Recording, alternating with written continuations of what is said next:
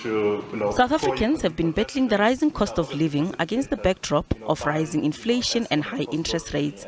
It does not look like things are about to get any easier. Inflation is expected to remain elevated and will likely average 6% this year, slowing to average 4.9% next year before reaching the midpoint of the target range only in 2025. Reserve Bank Governor Lesitja Kganyago says as a country we are suffering from largely self-inflicted wounds. He says South Africa could have had somewhat lower inflation and stronger growth had structural policy settings been more favorable.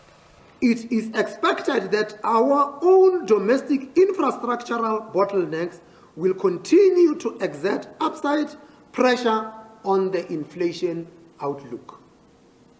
In addition to the initial studies on the impact of load shedding on growth, there is recognition and growing evidence that the country's ongoing energy supply challenges are impacting on prices as well.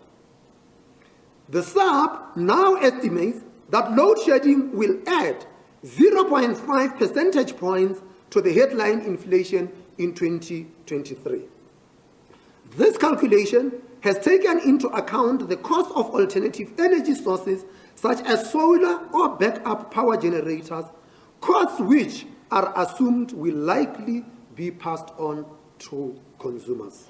The Reserve Bank Governor says rising interest rates is a tool used to bring inflation under control, not to punish South Africans. People are having mortgages to service, car loans to service, personal loans to service. They are now more expensive because interest rates are higher. And we understand that.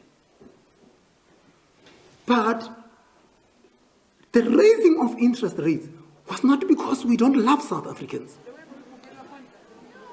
The raising of interest rates was precisely because we love South Africans.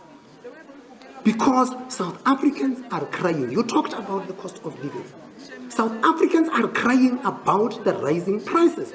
And those rising prices is exactly what we are having to tackle with. We hear those cries. But we must so understand that in dealing with those cries, we have to administer medicine. The medicine is not going to be nice. But if we do not take this medicine now, we might end up in theater. The local economy's growth is expected to average 0.2% this year, dragged down by the electricity crisis. Gloria Sefako Mosi, SABC News, Johannesburg.